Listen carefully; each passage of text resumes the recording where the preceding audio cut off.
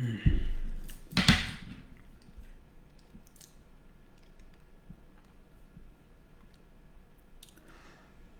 right, we are live. Okay, so I need to figure out how to also see comments at the same time. I just want to make sure I can do that. It's also been a long time since I've been on Facebook Live. I've done a lot of Instagram, a few YouTube. Facebook, I haven't done so much. I'm going to actually put the Facebook algorithm to the test because I honestly feel like Facebook algorithm is completely out of whack and is dishonest. So I just want to see. I have almost 100,000 people who follow me on Facebook, and I just want to see how much engagement it gets on the live video, because Instagram with thousands of less followers gets a ton of engagement, and that's why I usually choose Instagram. But I'm testing it out here, testing the waters. People are logging on, so we'll see people trickle in, and we'll put it to the test. So as you're tuning in, I'll give you a heads up on what's on tap here. There's a lot of stuff going on today floating around the internet with regards to transfers and stuff, because it is transfer season, and you know, with Real Madrid it's always transfer season, to be fair. But once you get into late May, June, it's just complete tsunami of transfer rumors and stuff. So you really have to be careful with what you read and what you gravitate towards, what you believe, what you don't believe, and what you choose to kind of, I guess, you really have to look at the sources. Make sure you look at the sources, who they are. Off the top of my head, if somebody like Fabrizio Romano posts it, it's at least there's some traction to it. If Os posts it, it's hit or miss. Os can be very hit or miss, especially in the past few years where they haven't had a great relationship with the club. Although recently that's changed in the past year or so. Marca can be hit or miss as well. You know, they get a lot of things right, they get a lot of things wrong, and oftentimes, even from the horse's mouth, Zidane himself, he may not know something, or even if he does know something, in the case of saying Bale's going to China, he can be wrong too. So we're very careful about what we believe, what we don't believe. I generally go into these things not interested in reporting transfers and breaking news, stuff like that, and I'm more of like analysis after the fact. So that's kind of where I come in, but I will look at it. So today, again, Alaba, I mean, we were expecting that to be done sooner, but reportedly by the end of the week that will be done. We have news of Inter potentially selling Achraf Hakimi and Conte leaving. Why is that Achraf Hakimi relevant to us all of a sudden? It's because we have a clause in this contract where we can actually trigger the purchase of Achraf Hakimi if he gets sold, in the event that he gets sold from Inter, because we have the right of refusal on that. So similar to the way we signed Mariano, when basically Lyon were selling him to Sevilla, and then they looked at that contract and were like, hold on, Real Madrid has the right of refusal, we have to contact Real Madrid. And Real Madrid like, oh yeah, sure, bring him in. We signed him, and that actually turned out to be a disastrous move for everybody involved. Mariano, Sevilla, and Real Madrid. Mariano because it stifled his development, Real Madrid because they didn't use him and they spent money on his buyback, and Sevilla could have really used a striker, and De Jong really hasn't panned out. Only recently, and Nesiri has, and it's taken them a while to actually find someone to fit that bill and play that number 9 role. I actually think Mariano would have been a 15 to 20 goal striker consistently for years, like a pretty just solid striker. He proved that at Lyon, and he just has been ruined at Real Madrid. And I don't think he was a Real Madrid level striker, but I think he was a Sevilla-esque type striker. So Sagib says hello. Oh, I'm sorry, I didn't realize there were comments. See, this is my issue. I'm not on top of it. All right, let's go through. Sakib says hello my friend. Kamen Borisov says, would you entertain a midfield of, let's say, Blanco and Camavinga in a double pivot and Odegaard up front as a 10? And do you think a combination of those three plus Fede and Cruz would be a dominant midfield for the next few years? I will answer that. By the way, I will actually take people on the video. If you guys want to join the video, there should be a request button. If you don't see it, comment on it, and I'll see if I can do it on my end. But there might be a request button where you can request to join me on the video. So if you want to do that, let me know. And if you can't find it, comment that as well. So, Common's question: would you entertain a midfield, let's say Blanco and Camavinga and double pivot? I think those two, the idea of having Camavinga, Blanco in a double pivot with Odegaard in front of them, I have to bring this question forward to like 2 years almost, because I have no idea how Blanco and Camavinga will be at their peaks. If you put Blanco and Camavinga in Real Madrid starting midfield right now in present day 2021, that's a really risky thing to do because we have no idea how that would work and they're super young. I will say about Camavinga and Blanco, they both will thrive in double pivot theoretically. Blanco is a more of a double pivot player than a defensive midfielder. And Camavinga is not a pure anchor either, like a destroyer like Casemiro. So I think he would fit a double pivot a little bit better. Odegaard up top, you're not going to get defensive tracking from Odegaard, but you would from the other two. I think it would work theoretically. I think you'd have to bring it forward to a few years to see the development of all three of these players, to see where they're at. And then do you think a combination of those three plus Fede and Kroos would be dominant midfield for the next few years? I mean, once you throw Fede and Kroos in, that obviously it fits a bit better. I mean, even Casemiro is at his peak right now, so I don't think you need to disregard him, and certainly Kroos is as well. So I think it's a little bit too soon to have all of Blanco, Camavinga, Odegaard, Fede, and Kroos. I don't know how, like, the Camavinga rumors have cooled off a little bit. I'm not sure where it's at with him. His numbers are pretty monstrous from an analytical standpoint. I like what I see from him. Blanco, I think I'd like to see him a couple years out on loan, to be quite honest. I like what I see. I actually wrote about him this week. I'd like to see him go out on loan. Ahmed Imtiaz says, Asensio played over 2,700 minutes, only scored 6 goals. I never see any kind of criticism from Spanish media or from anyone to his performance that he should never start for Real Madrid in the future. I'm not sure I'm not sure where you read your analysis, but certainly all I have seen has been criticism, so I'm not sure.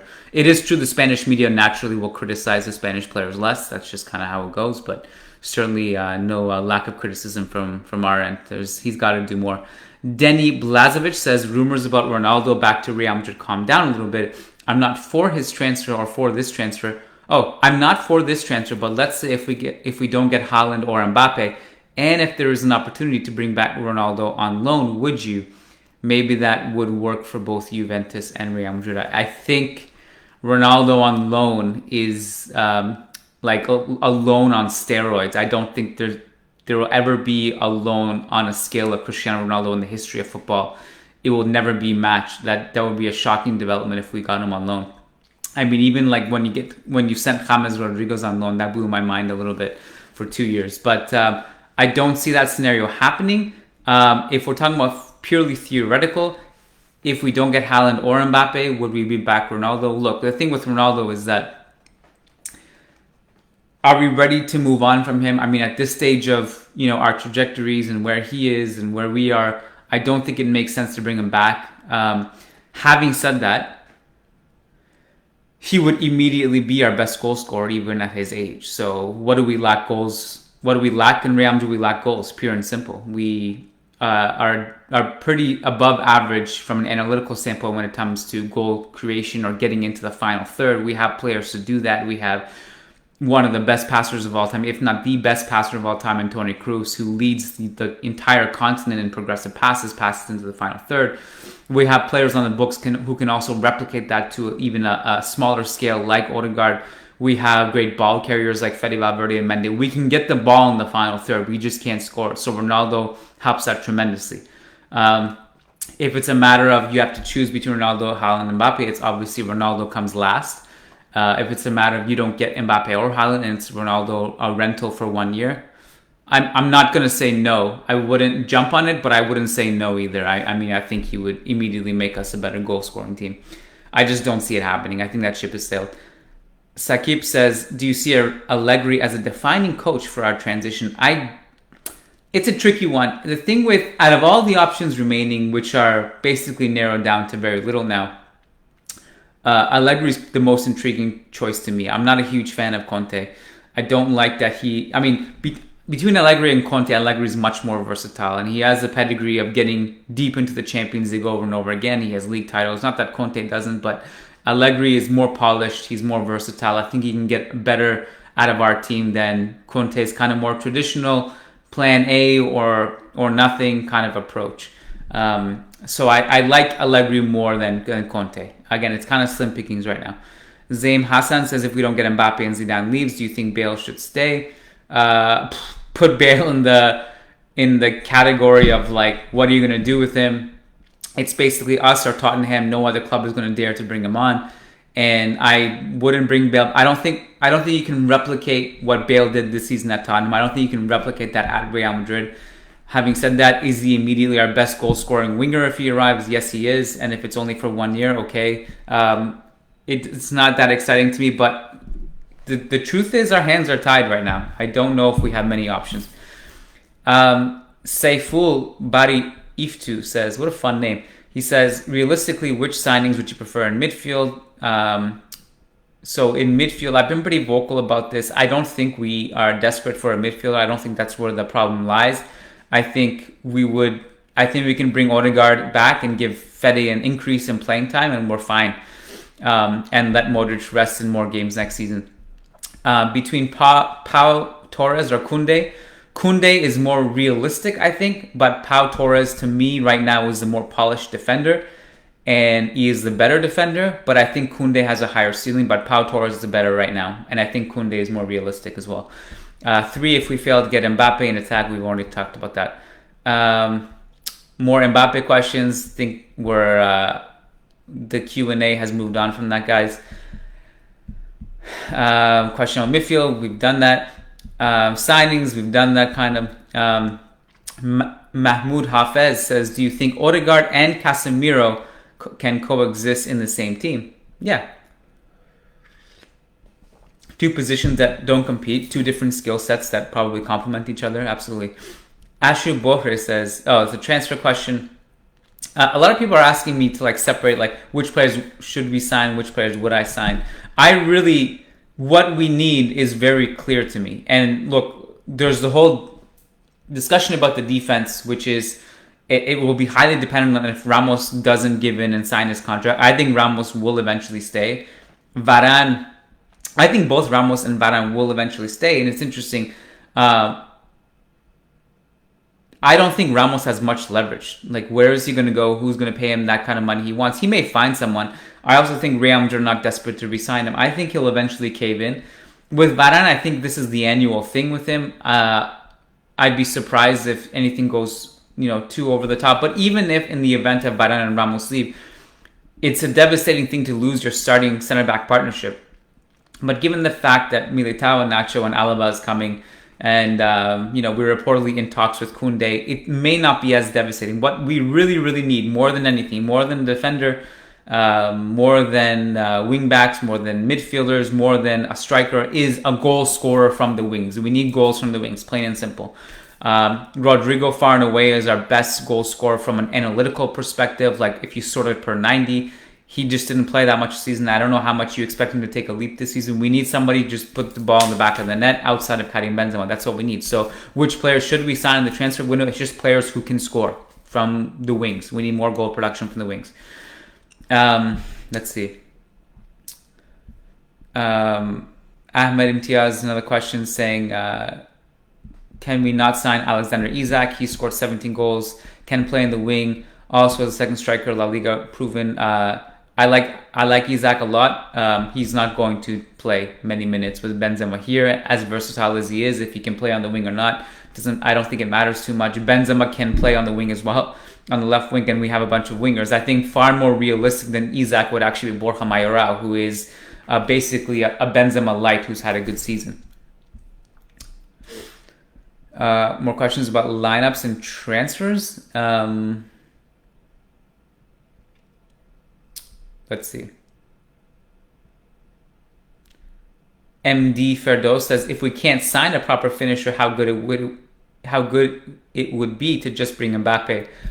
I mean, I don't even know if that's a consolation prize. That's the prize. I mean, I would prioritize him over a quote-unquote finisher because he is a lethal finisher as well, and he can play in any of the 3 attacking positions. Rude Ranil says, what about the right wing? Should we pursue Sancho or Sozobali, who signed a contract extension recently? Sancho would be a great option, I think.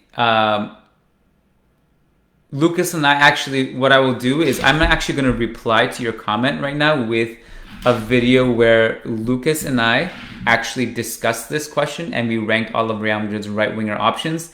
I also, just to give you a little spoiler, which it was a long discussion, but I'll give you one spoiler at the end that I kind of threw out there that I think is an underrated option at this point, but it's definitely an option that intrigues me. But beyond like Brahim Diaz, who I think is a great candidate as well, that is a realistic option.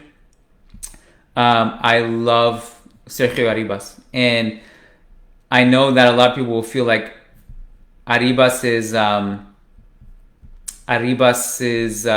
kind of a little bit too young right now and a little bit too, let's say, unpolished, or it's too soon for him.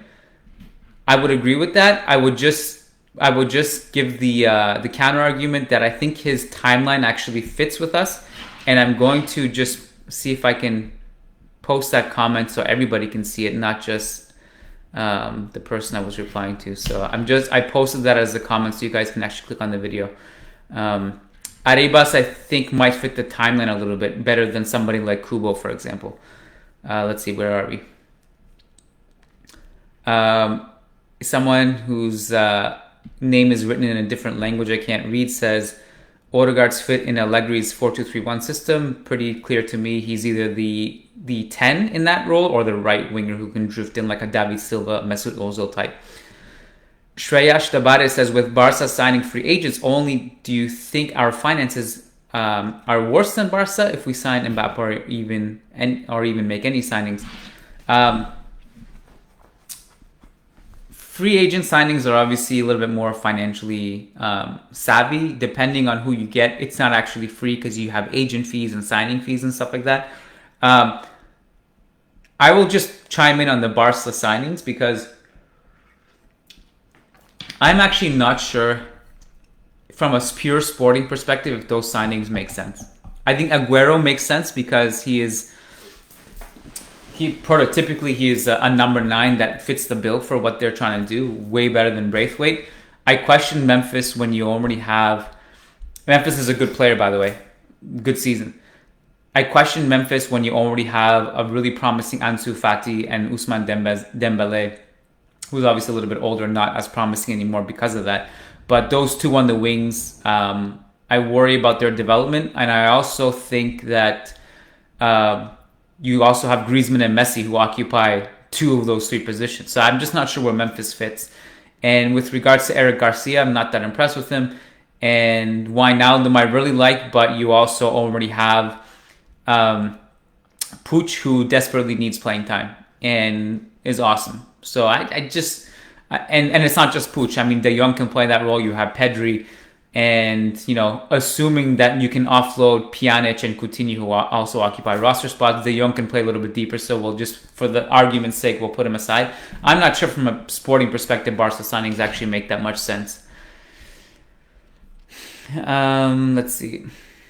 Trambach says Allegri is a better option than Raul. I agreed with that. Scott says, why aren't we going for Kane? Well, same issue as Haaland and Mbappe. The price point will be insane. And at least with Haaland and Mbappe, you have more assurance with health. Kane's injury history freaks me out. Raul says, I read a report that Real has open talks with Sevilla for Kounde. Is this true? If yes, does it mean both Varane and Ramos would leave? I think it's true that they've opened negotiations with them. I will also say that I don't think they would go into that discussion if it meant Ramos and Varane were staying. Or at least if it may not be confirmed Ramos and Varane are leaving, obviously. It just means that they're just keeping their options open either way. Let's see. Lokesh says, who can be the backup to Casemiro in midfield, as Camavinga is unaffordable at the moment? I'm also not a huge fan of Camavinga in that particular Casemiro role either. Camavinga is not a destroyer. He's not an anchor. Neither is Blanco, for that matter. My opinion on the anchor role is kind of well documented, but the too long didn't read of my entire journalistic career that I've said this a million times. I'm not a huge fan of the destroying role that Casemiro has. I much prefer the more press resistant, passing, prototypical, like that kind of defensive midfielder.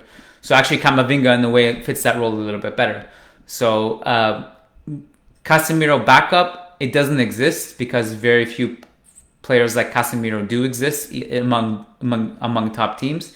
And if you have a backup to him, he's not going to play much. So the backup to Casemiro is essentially just to reshift the formation into a double pivot with players that are capable, like Fede. A lot of Allegri talk. I discussed this. Some questions about Raul. We had a long Raul discussion earlier, and we've actually put that clip on YouTube. It was a great discussion. I'm going to comment it on the video here as well so you guys can see it. I just posted it. It's called Is Raul Ready to Coach Real Madrid? Very nuanced discussions, about 30 minutes. You guys can check that out. I commented on the video. Let's see. Raul says, how has Asensio performed throughout this season from your point of view? I've talked with some of the other Madridistas. Some of them like him a lot and some don't like him at all, including me. I think Asensio was too passive. I think given his talent, he needs to be more like Vinicius in the sense that Vinicius is not scared to just dribble at players constantly and take them on. Asensio a lot of times recycles possession, terrible defensively. He's a better goal scorer than Vinicius, and he's a great shooter. He can do outrageous things, but it's a little bit too inconsistent for me, and we just need more production from him. Let's see.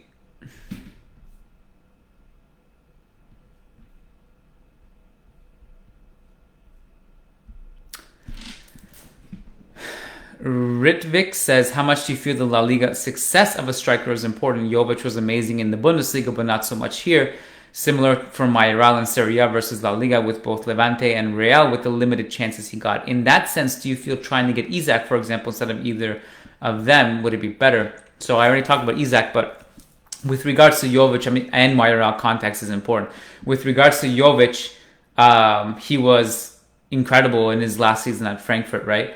And to say that he failed here is a little bit, we have to take some of the responsibility for that. Not all of it, but Jovic didn't play much to prove his worth here. And the time he played, he had a lot of unlucky moments. He hit the crossbar a million times. He had a ton of offside goals. He had goals disallowed for whatever reason. If you also see a lot of the goals that we scored initially this season, early on, when he was on the field, he actually indirectly contributed to a lot of those goals by just dragging defenders with him in the box. And that presence would have been tremendously helpful to unlock more space for Benzema this season, which we didn't really get. So there's context there. And with Mayoral, well, he just has a lot better teammates at Roma than he did at Levante, and different playing styles. Fonseca got the best out of him. He played him a lot. In Levante, Paco Lopez actually didn't really trust Mayoral as much as he did with Morales and Roger Marti, right? So trust, context, all that stuff is important. Let's see. Kounde versus Torres. I already answered that.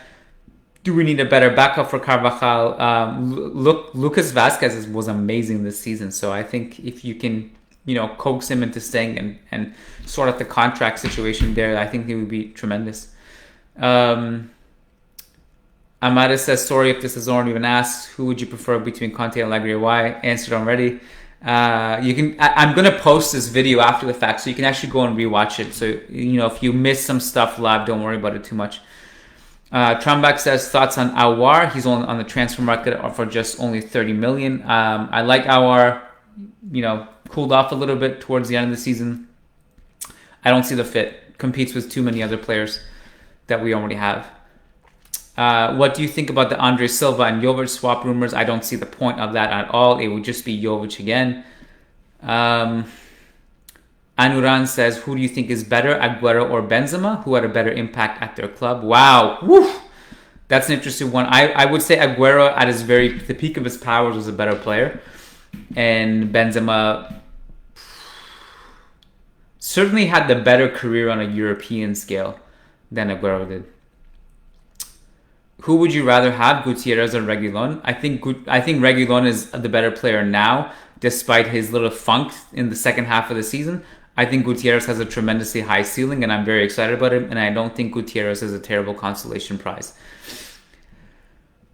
We want Balkian. Might not happen anytime soon. Do you think Benzema and Jovic can play together? Yes, I do. I also think Jovic is underrated in his link-up ability. We don't talk about that enough. Let's see. Rakib says, how much will the Euros be influential in the transfer market next season? As always, they will be. Euros, World Cup, they are tremendously influential. Just look at our signing history to see. Let's see. Anwar says, Kounde didn't convince me in big games. He's kind of short. That's why I said at the beginning of the video, I think Pau Torres is the better defender right now. Kounde has been prone to errors in big games, and that doesn't mean he can't work on that and improve. So Sergio Ramos in big games was a disaster in so many times early in his career. So it's not to say that he can't improve on it. But that's why I think Pau Torres is the better player now. Guyano Bruce will say, is Odriozola's resurgence in the last 4 or 5 games of the season enough to keep him, or should Real go for a better backup for Carvajal? I'd rather go with Vasquez. If Odriozola gave us something to think about, it's more about, I think he boosted his value. I don't know if he's a Real Madrid caliber player. I would assume, if I were to project him now, I would say that his ceiling could be something like Teo Hernandez, where you go and succeed elsewhere, but it may not be here where you succeed. Let's see. Mahmoud Hafez says, do you still think the Clippers will qualify to the conference semifinals? It's not looking good, brother. Hey, the fact that there's no shame in losing to the great Luka Doncic, so there's that. And also Kawhi just continues to prove that leaving Toronto was a bad idea for everybody. The Clippers mortgaged their future. They signed short-term contracts. They traded away all their draft picks. Kawhi went to a team that is not capable of lifting the weights the way Toronto's supporting cast was, and everybody lost. Let's see. Anuran says, can we expect Alaba in the midfield? I'm sure he will get a look at various different positions, but probably not primarily in midfield, but there will be odd moments where he'll play there. What do you think about the UEFA and FIFA versus Real Madrid scenario? Did it affect some of the decisions in our matches? I'm not sure what you mean about the decisions in our matches, but with regards to their this whole thing of UEFA punishing Real Madrid and Barcelona and Juventus and not having them in the Champions League next year, I will be shocked if it went that far. Let's see. Last one, and then I'm out. Akshay Manoj says, thoughts on Antonio Blanco? Thoughts on Antonio Blanco, I actually wrote about him just this week. I dedicated a whole segment on him, so I would urge you guys to go and read that. It's on managingmadrid.com. It is pinned on the homepage. It is my observations column. It's about 3,000 words on a bunch of observations, so please go and check that out. I spent a lot of time on it, and my column is, as always, it takes me a while to write, so make sure you go tune into that and check it out on Managing Madrid. I will leave it here, so appreciate you guys for tuning in. If you guys want to continue the discussion, as always, make sure you're subscribed to our podcast and subscribed on patreon.com/managingmadrid. We have big plans in the summertime. We are going to basically cover every single Real Madrid player, including the ones on loan during the Euros and Copa America. We have big stuff planned for the site and the podcast, so go check it out. And yeah, that's it. That's your only call to action. Just make sure you're subscribed to the podcast, and I will sign off here. Thanks. This was fun. Facebook proved me wrong. The algorithm isn't as bad as I thought it was. It wasn't bad. So 103 comments in the span of 29 minutes. Not bad. Thank you very much for tuning in. Love you guys all. And signing off, and we'll chat next time. Peace.